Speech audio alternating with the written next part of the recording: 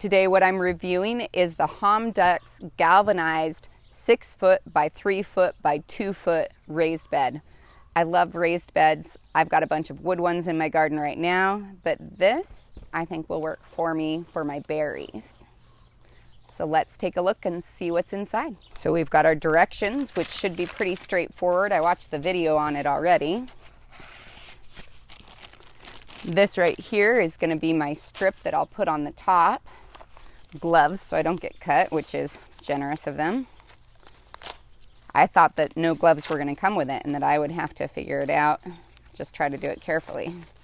So, okay, we've got all of our screws and our little tools in here.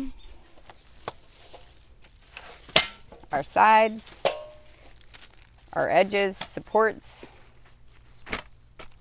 and the other bit there. This is usually what I like to do when I get a kit in.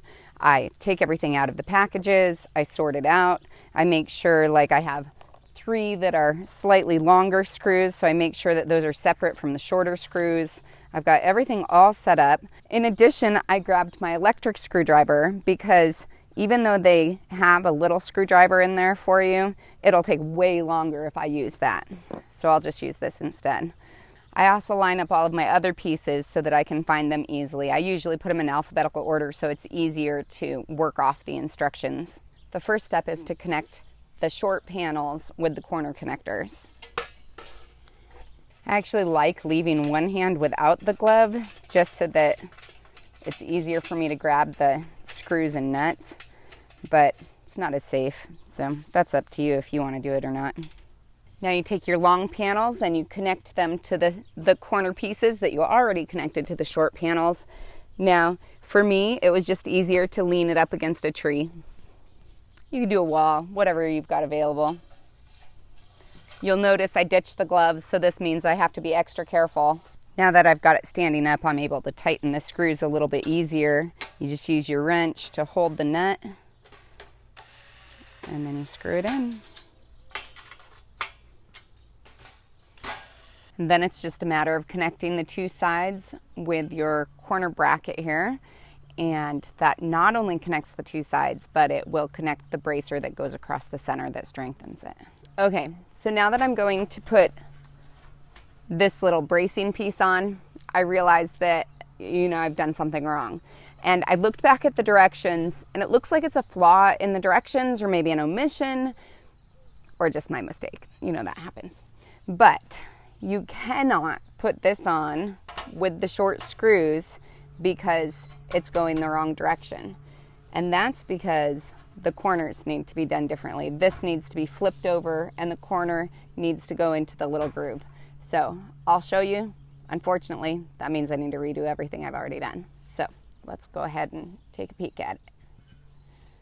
If you take a look here, I've connected the sheets on this side of it, but I need to do it on the other side and put the end right into that groove. And that's not necessarily made clear on the instructions there. So let's get back to putting this piece on. I'm going to start at the top, but you could start anywhere. And just make sure you have both sides facing the same direction so that the little L is on the same side. Then this is the connecting point where you need to use the extra long screws. Now it's time to put our center supports in. It's really good that this has this because not only is there a junction point right in the center, which would make it weaker, but just the distance can make it so that any dirt in here would push out and then you can end up with not straight sides. So this is a great, very necessary addition. So with our smaller ones, we want to position them on the very bottom one and on the second from the top. They seem a little floppy when you're first putting them in, but it'll be fine once you get done. We'll put the other 2 short ones on the other side. Then you want to take them and connect them into a little X in the middle. Pull in those sides if they're a little resistant. And be careful because these are actually really sharp. So if you decide to go without the gloves like I did, then you'll want to be very careful with these. You can see how much better that is already. And then we put one just across the top. Do it on the other side as well. Pull that side in if you need to get it to line up properly. Now it has some great features because it has the galvanized on both sides, which keeps it from rusting and corroding.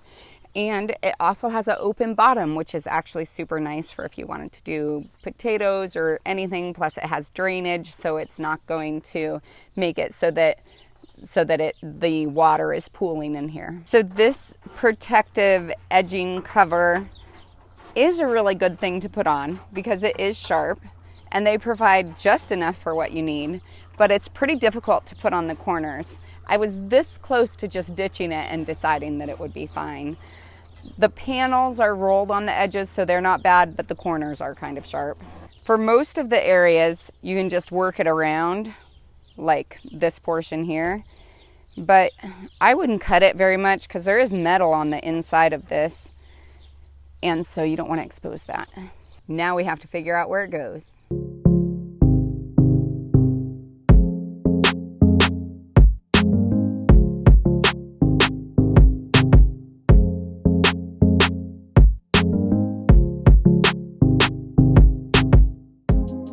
We were able to find a great location for our new garden bed. We are still debating on what we're going to put in it. I wanted to do some berries, but my husband wants to do garlic. And based on the time of year, I think that might be a good idea. We've been kind of looking for a place that we could do a garlic bed. So I think this is perfect. I love the space that it takes up. I love how it looks. It was not incredibly difficult to put together, just that one little flub in the instructions.